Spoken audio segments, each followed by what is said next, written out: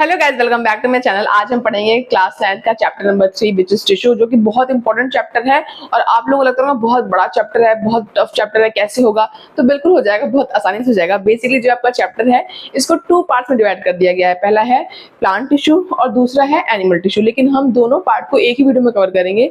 Start करते हैं chapter को। चैप्टर बहुत ज्यादा सिंपल होने वाला है, आपको पढ़ने में बिल्कुल प्रॉब्लम नहीं होगी। और इस चैप्टर को पढ़ते पढ़ते आप इसे लाइक, सब्सक्राइब एंड शेयर भी कर देना, ताकि आपके फ्रेंड्स को पढ़ने में क्या हो, आसानी हो। तो चैप्टर 3 जो कि है टिश्यू इन एक्शन, इसको हम 1 शॉट में कवर करेंगे। सबसे जो पहली चीज है वो ये है कि आपका टिश्यू होता क्या है। हमने इसके पहले सेल चैप्टर पढ़ा था, तो हमने पढ़ा था कि सेल क्या होता है। अब सेल से आगे पढ़ रहे हैं, हम आगे जा रहे हैं, एडवांस हो रहे हैं। अब हम पढ़ेंगे टिश्यू क्या होता है। तो ग्रुप ऑफ सेल्स मिलकर क्या बनाते हैं, एक तरह के सेल्स का ग्रुप मिलकर क्या बनाता है, टिश्यू बनाता है। ठीक है, देखो भाई लिखा हुआ है a group of cells similar in structure, जिनका स्ट्रक्चर सिमिलर होता है, that work together to perform a specific function, उसको क्या कहते हैं, हम टिश्यू कहते हैं। कह रहा है कि टिश्यू क्या होता है, ग्रुप ऑफ सेल्स होता है, सिमिलर काइंड ऑफ सेल्स होता है, जो कह रहा है कि in structure that work together, जो कि एक साथ मिलकर काम करते हैं, to perform a specific function, कोई ना कोई काम करने के लिए एक साथ मिलकर काम करते हैं, उन्हें क्या कहते हैं, हम टिश्यू कहते हैं। अब देखो लिखा हुआ है कि in this chapter we will learn how the structure of plants and animals tissue related to their specific function, यानी कि बेसिकली आपका चैप्टर 2 भाग में होने वाला है, प्लांट टिश्यू और एनिमल टिश्यू। हम उनके फंक्शंस भी पढ़ेंगे, उनकी विशेषताएं पढ़ेंगे, हर सारी चीजें पढ़ेंगे। ठीक है, अब देखो, अब ये कह रहा है कि why are plants and animal tissue different, कि प्लांट टिश्यू और एनिमल टिश्यू एक दूसरे से डिफरेंट क्यों होता है। तो क्यों ना हो भाई, प्लांट टिश्यू एनिमल टिश्यू एक दूसरे से डिफरेंट तो होंगे ही, क्योंकि हमारा स्ट्रक्चर अलग है, हमारी लाइफस्टाइल अलग है, हमारा न्यूट्रिशन लेने का जो प्रोसेस है, जो प्रक्रिया है वो अलग है। हम हेटरोट्रॉपिक होते हैं, प्लांट्स ऑटोट्रॉपिक होते हैं, इसलिए हमारा स्ट्रक्चर भी क्या होता है, अलग होता है, इसलिए हमारे टिश्यू भी क्या होते हैं, अलग होते हैं। तो देखो वही लिखा हुआ है कि plants and animals different greatly in structure, structure में डिफरेंट होते हैं, लाइफस्टाइल में डिफरेंट होते हैं, न्यूट्रिशन का जो प्रोसेस है उसमें डिफरेंट होते हैं, इसीलिए इनके टिश्यूज भी क्या होते हैं, डिफरेंट होते हैं। अब हम पढ़ेंगे अपने प्लांट टिश्यू के बारे में। ठीक है, अब देखो प्लांट टिश्यू, तो बेसिकली जो आपका प्लांट टिश्यू है ना, उसको आप 2 पार्ट में डिवाइड कर दो। पहला आप कर दो मेरिस्टेमेटिक, क्या कर दो, मेरिस्टेमेटिक, और दूसरा कर दो आप परमानेंट। ठीक है, अब हम सबसे पहले कवर करेंगे मेरिस्टेमेटिक टिश्यू के बारे में। अब देखो आपको एक ये डायग्राम दिख रहा होगा, विच इज वेरी इंपॉर्टेंट डायग्राम, आपके एग्जाम में आता है, तो इसलिए आप इसको बहुत ध्यान से रखना। इवन आपकी जो यूटी होगी ना अभी, तो यूटी में भी बहुत सारे टीचर्स क्या करते हैं, इस डायग्राम को देते हैं। तो ये आपका मेरिस्टेमेटिक टिश्यू है। अब देखो इस डायग्राम को आप देखोगे, यहाँ पे लिखा हुआ है एपिकल मेरिस्टेम, यहाँ लिखा है इंटरकैलरी, और यहाँ लिखा है लेटरल, यानी 3 है। आप इसको शॉर्ट फॉर्म में से याद कर लो, अली, अली की फॉर्म में याद कर लो। ठीक है, ए मतलब क्या होता है, एपिकल, एल मतलब लेटरल, और आई मतलब क्या हो गया, इंटरकैलरी। ठीक है, अली की फॉर्म में आप इसे क्या कर सकते हो, याद कर सकते हो। अब देखो ये होता क्या है, बेसिकली जो आपका मेरिस्टेमेटिक टिश्यू होता है वो ग्रोइंग एरिया में पाया जाता है। ठीक है, जो प्लांट्स होते हैं, प्लांट्स ग्रो करते हैं, तो प्लांट्स ग्रो करते हैं, तो प्लांट्स ग्रो करने में हेल्प कौन करता है, मेरिस्टेमेटिक टिश्यू करता है।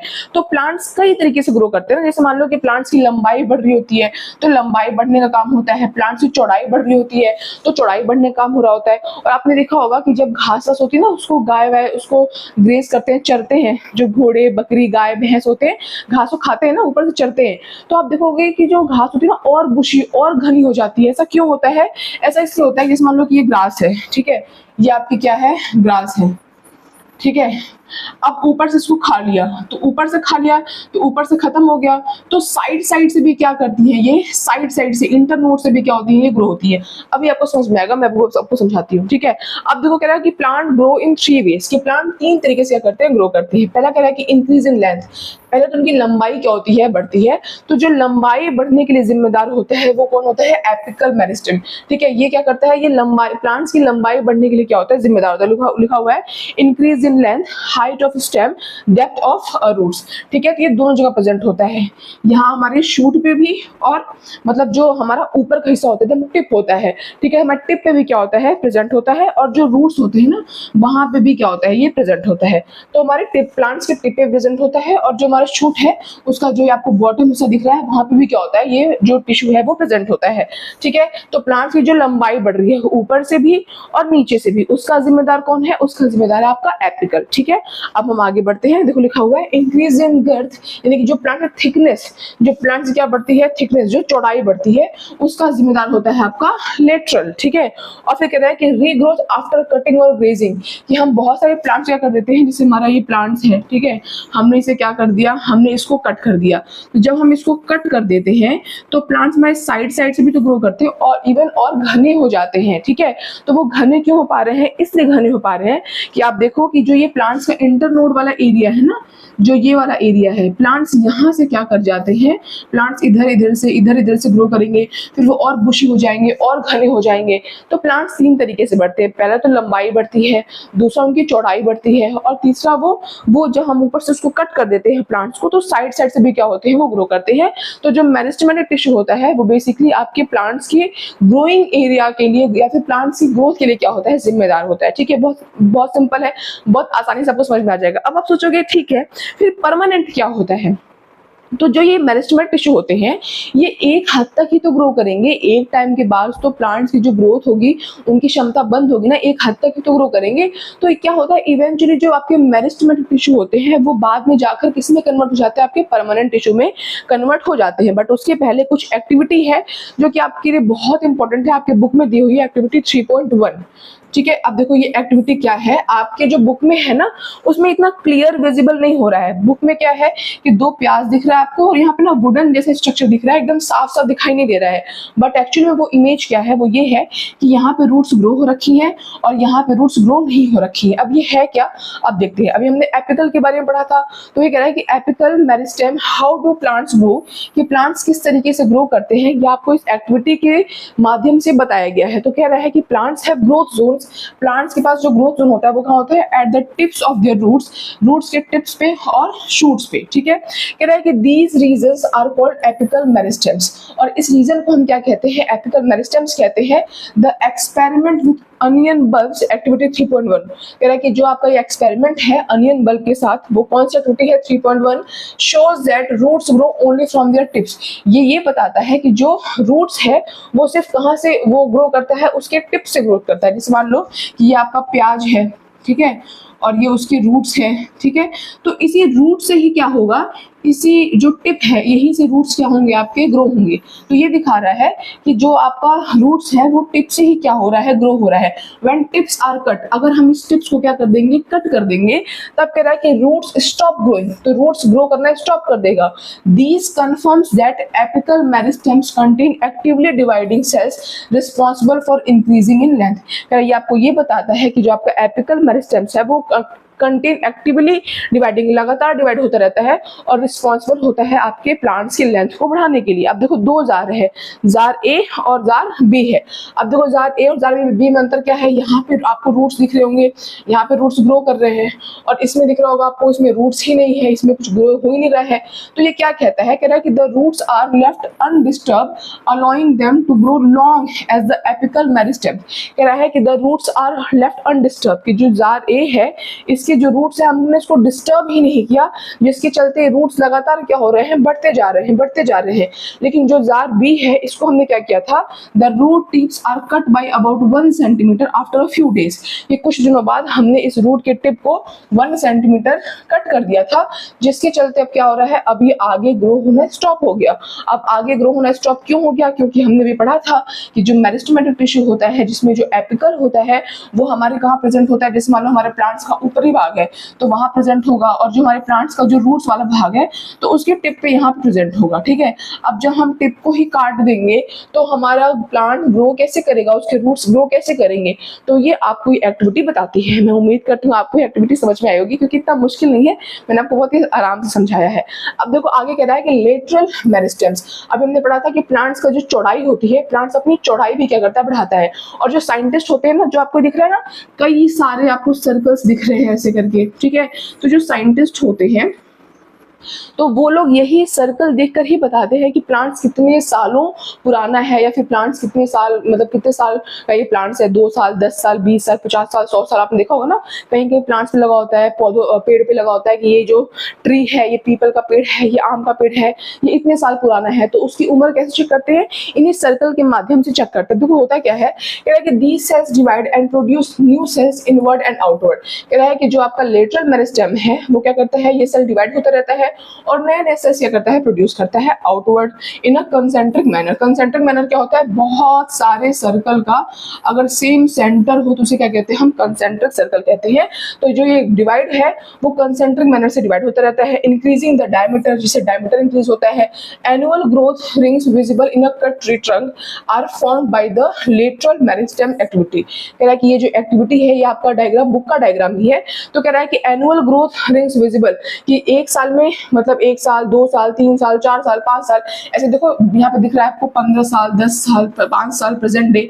तो ये क्या होता रहता है, समय के साथ जो इसका सर्कल है वो बढ़ता रहता है और यही से देखकर उम्र का अंदाजा लगाया जाता है। By counting these rings scientist can estimate the age of a tree. और इन्हीं रिंग्स को काउंट करते हुए जो साइंटिस्ट होते हैं वो आपको प्लांट्स की एक्चुअल उम्र क्या है वो आपको बताते हैं। ठीक है, सिंपल। कोई प्रॉब्लम हो तो मुझसे कमेंट सेक्शन में क्या कर सकते हो, आप पूछ सकते हो। अब बात करते हैं इंटरकैलरी की। इंटरकैलरी मेरिस्टेम, ठीक है। How do plants grow after being cut, कि प्लांट्स कट होने के बाद किस तरीके से ग्रो करते हैं। अब देखो ये भी आपका जो डायग्राम है वो आपके बुक में है, बिल्कुल आपको टेंशन नहीं लेनी, आराम आराम से पढ़ना है। तो देखो इसमें क्या है, कह रहा है कि when the tip of a young stem is cut, जब हम किसी प्लांट्स के यंग प्लांट होता है उसके हम टिप को क्या कर देते हैं, उसके टिप को हम प्लांट्स का जो मान लो हमारा टिप है, हमने प्लांट के टिप को क्या कर दिया, कट कर दिया। ठीक है, अब क्या होगा, कह रहा है the stem stops growing in length, कि जो स्टेम है वो लेंथ में ग्रो करना स्टॉप हो गया। क्यों? क्योंकि लेंथ का जो टिप था वहां तो आपका एपिकल मौजूद था और क्योंकि आपने उसका टिप काट दिया तो एपिकल मेरिस्टेम तो खत्म हो गया, तो इसीलिए वो लेंथ में ग्रो करना बंद कर देगा। लेकिन न्यू ब्रांचेस अराइजेस, नए ब्रांच अराइज होंगे, क्योंकि हमने जो वो देखा था मेरिस्टेमेटिक टिश्यू, एक बार दिखाऊं क्या, एक सेकेंड। हाँ, तो देखो यहाँ पे क्या है, यहाँ पे देखो यहाँ पे नोट्स हैं। ठीक है, नोट्स पे प्रेजेंट है आपका, कौन प्रेजेंट है, इंटरकैलरी नोट्स पे प्रेजेंट है। तो क्योंकि हमने हमने टिप को कट कर दिया है, टिप को कट करने से क्या हो रहा है, टिप को कट करने से प्लांट्स लंबाई में ग्रो करना तो बंद कर गया, लेकिन नए नए ब्रांचेस उसके अभी भी क्या होंगे, नए नए ब्रांचेस उसके अभी भी ग्रो होंगे। ठीक है,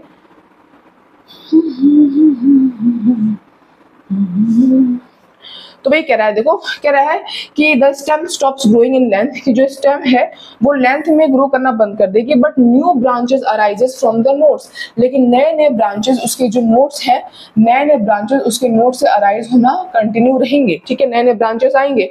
the intercalary meristems is located at the base of the internode, ये प्रेजेंट का होता है इंटरनोड के बेस प्रेजेंट होता है। आपके एग्जाम में क्वेश्चन है 1 मार्क्स में तो आप देख सकते हो, और जस्ट अबव द नोट्स, या फिर नोट्स के जस्ट ऊपर या फिर इंटरनोड के बेस पे प्रेजेंट होता है। दिस इज व्हाई, इसलिए grass grow back after moving और ग्रेजिंग बाय एनिमल्स। इसे कह रहा है कि जो घास होती है, जो ग्रास होती है, जब गाय भैंस उसको चरते हैं, खाते हैं, तो उसके बाद वो और घनी और बुशी होती है। कह रहा है कि hedges become bushy after cutting, इसीलिए वो जो घास होती है वो बहुत ज्यादा बुशी जाती है, क्योंकि हम ऊपर से कट करते हैं तो लंबाई में ग्रो करना तो बंद कर देती है, बट साइड से नए नए क्या निकलते रहते हैं, ब्रांचेस निकलते रहते हैं। ये नोट्स भी है, ये बहुत इंपॉर्टेंट है। आप चाहो तो आप उनका स्क्रीनशॉट लेकर अपनी कॉपी में इसको मेंटेन भी कर सकते हो नोटबुक में, क्योंकि सारी चीजें आपकी एनसीईआरटी लाइन्स के अंदर कवर है। ठीक है, चलो अब आगे पढ़ते हैं। ठीक है, अब हम आगे पढ़ेंगे, हम पढ़ेंगे कैरेक्टरिस्टिक्स ऑफ मेरिस्टेमेटिक टिश्यू, जो हमने अभी तक पढ़ा है मेरिस्टेमेटिक टिश्यू की कैरेक्टरिस्टिक्स की विशेषताएं क्या क्या हैं। तो बहुत ज्यादा नहीं है, बहुत सिंपल है। कह रहे हैं meristematic cells are specially adapted for continuous rapid cell division. ये किसके लिए होता है, रैपिड सेल डिवीजन, इनके प्लांट्स की ग्रोथ के लिए तो जिम्मेदार होते हैं। और करते क्या है, सिर्फ प्लांट्स में ग्रोथ के लिए करते हैं, चाहे लंबाई बढ़ा रहे हो, चाहे चौड़ाई बढ़ा रहे हो, चाहे नए नए ब्रांचेस निकाल रहे हो, लेकिन इवेंचुअली कर क्या रहे हैं, ग्रो कर रहे हैं, प्लांट्स हमारे ग्रो कर रहे हैं। तो इनकी विशेषता क्या होती है, स्मॉल इन साइज, साइज छोटे होते हैं, थिन सेल वॉल, इनका जो सेल वॉल होता है वो छोटा होता है। अब सोचोगे सेल वॉल क्या होता है, तो मैंने सेल चैप्टर में पढ़ा था कि सेल वॉल क्या होता है। बेसिकली सेल होता है, ठीक है, सेल में बीच में न्यूक्लियस होता है, यहाँ पे लिक्विड होता है जिसे हम कहते हैं साइटोप्लाज्म, और जो बाहर की लेयर है इसे हम कहते हैं प्लाज्मा मेम्ब्रेन। लेकिन जो प्लांट्स होता है, हमारे में यहीं तक होता है, लेकिन जो प्लांट्स होता है, प्लांट्स के पास एक और आउटर लेयरिंग होती है जिसको हम क्या कहते हैं, जिसको हम कहते हैं सेल वॉल। ठीक है, तो वही कह रहा है कि जो हमारा ये मेरिस्टेमेटिक टिश्यू है, इसका जो सेल वॉल वॉल है वो थिन होता है, कह रहा है कि लार्ज एंड प्रोमिनेंट न्यूक्लियस, और जो इसका न्यूक्लियस होता है लार्ज, बड़ा सा क्या होता है, इसका न्यूक्लियस होता है। ठीक है, अब हम आगे बढ़ते हैं। कह रहा है कि परमानेंट टिश्यू, हमने एक टाइप पढ़ लिया मेरिस्टेमेटिक, अब हम क्या पढ़ेंगे परमानेंट। परमानेंट क्या होता है, स्टार्टिंग बताया था कि मेरिस्टेमेटिक ही एक हद तक ग्रो करते हैं, ग्रो के बाद उसमें क्या करते हैं, अलग अलग सेल अपना अलग अलग फंक्शंस, अलग अलग काम, अलग अलग जिम्मेदारी उठा लेते हैं, फिर उसके बाद से वो क्या बन जाते हैं, परमानेंट टिश्यू बन जाते हैं। लिखा हुआ है due to continuous cell division meristematic tissue adds new cell to the plants body. कह रहा है कि लगातार सेल डिवीजन करते रहते हैं और जो मेरिस्टेमेटिक टिश्यू होते हैं वो नए सेल्स ऐड करते हैं प्लांट बॉडी में। Some newly formed cells remain meristematic, कि कुछ तो मेरिस्टेमेटिक ही रहते हैं क्योंकि प्लांट्स और भी तो ग्रो करता है, जो ब्रांचेस वगैरह होते हैं प्लांट्स वहां से भी तो ग्रो करता है। कह रहा है कि other lose the ability to divide, लेकिन कुछ ऐसे होते हैं जिनकी अब डिवाइड होने की क्षमता खत्म हो गई है। दीज सेल्स अंडरगो चेंजेस, जिनमें चेंजेस होता है इन सेल के अंदर, और फिर उसके बाद कह रहा है कि एंड बिकम परमानेंट टिश्यू, और उसके बाद ये परमानेंट टिश्यू में कन्वर्ट हो जाते हैं। अब आपके एग्जाम में आता है कि जो परमानेंट टिश्यू कितने टाइप्स का होता है, तो दो टाइप्स का होता है।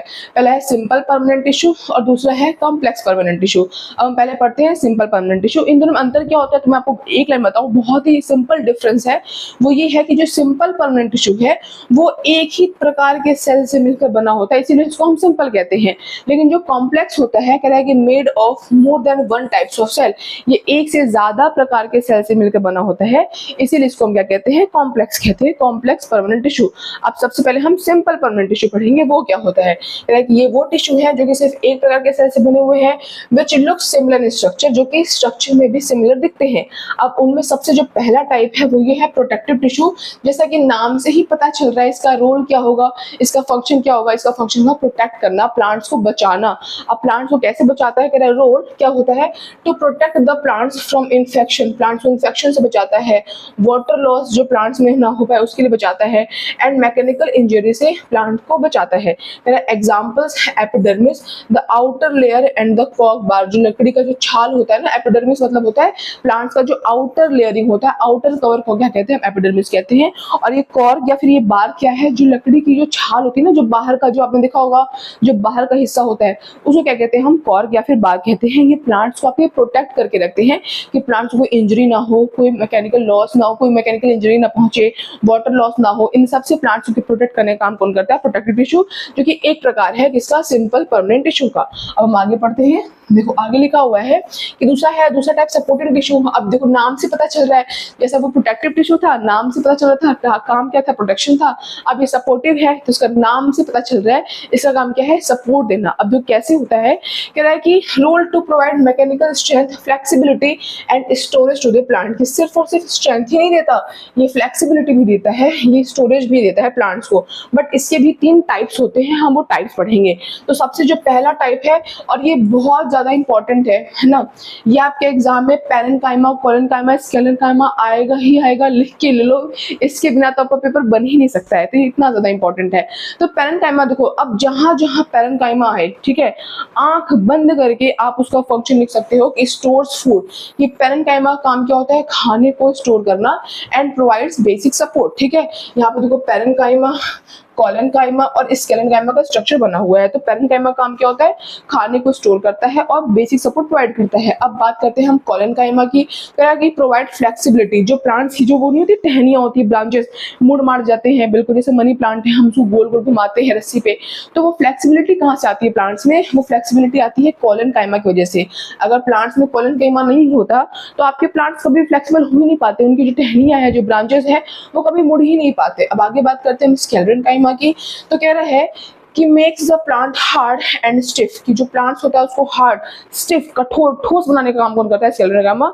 अब देखो जैसे हस्क ऑफ कोकोनट, जो वो नारियल होता है ना, उसके ऊपर जो खुरदुरा हिस्सा होता है जिसे हम कहते हैं हस्क ऑफ कोकोनट, वो किसका बना होता है, वो बना होता है आपके स्केलेनकाइमा का। तो ये बहुत इंपॉर्टेंट है कि सपोर्टिंग टिश्यू के 3 types, parenchyma, collenchyma and sclerenchyma, which is very important.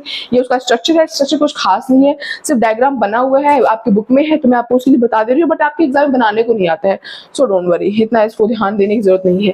अब बात करते हैं कॉम्प्लेक्स परमानेंट टिश्यू। हमने सिंपल तो पढ़ लिया कि वो सिर्फ एक प्रकार के टिश्यू से मिलकर बनते हैं, एक टाइप के सेल से मिलकर, तो हम कहते हैं सिंपल परमानेंट टिश्यू। और कॉम्प्लेक्स क्या हो गया, these tissues are made up of more than one type of cell, ये एक प्रकार से ज्यादा प्रकार के सेल से मिलकर बने होते हैं, इसलिए इसको क्या कहते हैं हम, कॉम्प्लेक्स परमानेंट टिश्यू कहते हैं। लेकिन work as a single unit, ये सिंगल यूनिट के तहत काम करते हैं। अब इसमें क्या है, पहला हम आपके एग्जाम में जो आपकी जो बुक है एनसीईआरटी उसमें ऐसे लिखा होगा कंडक्टिंग टिश्यू, आगे लिखा होगा कॉम्प्लेक्स परमानेंट टिश्यू। तो कंडक्टिंग टिश्यू, हम कंडक्टिंग टिश्यू क्यों कहते हैं? क्योंकि इसका नाम से पता चला कुछ कंडक्ट करता है। क्या कंडक्ट करता है? ये कंडक्ट करता है पानी कंडक्ट करता है, खाना कंडक्ट करता है, जिसके चलते इसका नाम क्या पड़ गया है? कंडक्टिंग टिश्यू क्या पड़ गया। ठीक है, कंडक्टिंग टिश्यू या फिर आप इसको वस्कुलर टिश्यू भी कह सकते हो। इसका काम क्या होता है? To transport water, minerals and food through the plant body. Plants के शरीर में खाने का, पीने का, मिनरल्स, ये सब चीजों को ट्रांसपोर्ट करने का काम कौन करता है? हमारा कॉम्प्लेक्स परमानेंट टिश्यू करता है। अब इसके दो टाइप्स होते हैं, xylem and phloem, which is again very important. आप मार्क कर लो, आपके एग्जाम में जरूर आएगा। ठीक है, अब देखो ये क्या है? जाइलम, आप इसको शॉर्ट फॉर्म ऐसे मतलब ट्रिक से याद कर लो, जाइलम ऐसे याद कर लो, जाइलम मतलब जल, जल नहीं जल। ठीक है, जाइलम का मतलब जाइलम और जल हो गया। तो जाइलम का काम क्या होता है? जल को पहुंचाना होता है। यानी प्लांट्स में बेसिकली जाइलम का रोल क्या होता है? प्लांट्स जाइलम के जरिए जो पानी का ट्रांसपोर्ट है वो कौन करता है? हमारा जाइलम करता है। तो जाइलम है transport water and minerals from roots to other parts of the plants. की जो जड़ें होती हैं, जड़ों के माध्यम से जो प्लांट्स होता है, जो जाइलम होता है वो पानी को बाकी के पार्ट्स में पहुंचाने का काम करता है। यानी कि ऑल्सो प्रोवाइड स्ट्रेंथ, स्ट्रेंथ भी देता है। कंसिस्ट ऑफ, ये किन चीजों से मिलकर बना होता है? तो इसके 4 कंपोनेंट्स होते हैं, which is again very important, आपके एग्जाम में आता है तो आपको लर्न होना चाहिए। ठीक है, कह रहा है कि tracheids, vessels, xylem parenchyma and xylem fibres. अब जो क्या है, ट्रैकेट्स क्या होता है? कह रहा है कि ट्यूबलर, ट्यूब लाइक स्ट्रक्चर होता है, थिक वॉल होता है और ये डेड सेल्स होते हैं। वेसल्स क्या होता है? वेसल्स भी ट्यूबलर होता है। देखो आपको डायग्राम दिख रहा होगा ना, xylem fibre, ट्रैकेट, xylem parenchyma, vessels. Basically आपका ये जाइलम है, लेकिन जाइलम किन किन चीजों से मिलकर पूरा जाइलम का पूरा स्ट्रक्चर मिलकर बना हुआ है, तो उसके कंपोनेंट्स है। तो ट्रैकेट जो है वो ट्यूबलर स्ट्रक्चर है, थिक वॉल है और डेड सेल्स है। जो आपका वेसल होता है, वेसल भी ट्यूबलर होता है, थिक वॉल होता है और ये भी क्या होता है? हमारा डेड होता है। जाइलम पैरेन्काइमा ही इकलौता एक ऐसा पार्ट है जो कि लिविंग होता है, the only living component of xylem. बाकी जाइलम के सारे कंपोनेंट डेड सेल्स होते हैं, मरे हुए होते हैं। जाइलम फाइबर्स, ये क्या है? कि प्राइमरली स्केलेनकाइमेटस डेड सेल्स, ये भी आपका डेड सेल्स होता है। यानी कि पहला, दूसरा और जो फोर्थ है वो आपका डेड सेल्स है। सिर्फ जाइलम पैरेन्काइमा एक ऐसा है जो कि एक इकलौता लिविंग सेल कंपोनेंट्स मौजूद है। अब बात करते हैं फ्लोएम। तो जाइलम जल पहुंचाने का काम कर रहा था, जो फ्लोएम होता है वो फूड पहुंचाने का काम करता है। ठीक है, खाना पीना पहुंचाने का काम करता है। ट्रांसपोर्ट फूड, मेनली शुगर, क्या पहुंचाता है? Mainly sugar from leaves to other parts, क्योंकि हमको पता है कि जो पत्तियां होती हैं उन्हीं में खाना बनता है। ठीक है, तो लीव से अदर पार्ट्स में खाना पहुंचाने का काम करता है। Mostly made of living cells, ज्यादातर किसका बना होता है? लिविंग सेल्स का। ठीक है, अब देखो उसमें है ये आपका फ्लोएम का पूरा स्ट्रक्चर है और उसके फ्लोएम में सारे कंपोनेंट्स लिखे हुए हैं। ठीक है, फ्लोएम पैरेन्काइमा, सीव ट्यूब, सीव पोर, कंपेनियन सेल। अब कह रहा है सीव ट्यूब क्या होता है? तो देखो सीव मतलब छन्नी होती है, long tubular cells joined end to end with a perforated walls transport food। perforated मतलब होता है कि छेद है, मतलब एक वॉल में क्या है? इसमें छेद है, तो उसको क्या कहते हैं? हम परफोरेटेड कहते हैं। ठीक है, तो आपका ये सीव ट्यूब होता है। फिर कह रहा है कंपेनियन सेल्स, नाम से पता चल रहा है। कह रहा है कि specialised parenchyma cells regulate cellular function.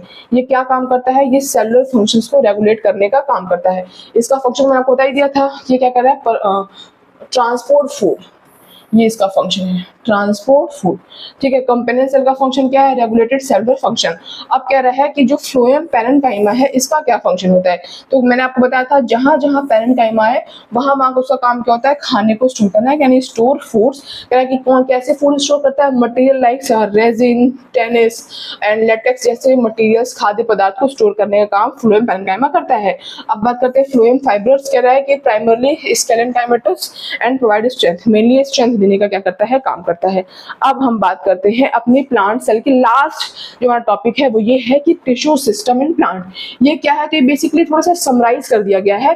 पहला लिखा हुआ है डर्मल टिश्यू सिस्टम, दूसरा लिखा हुआ है ग्राउंड टिश्यू सिस्टम और तीसरा लिखा हुआ है वस्कुलर टिश्यू सिस्टम।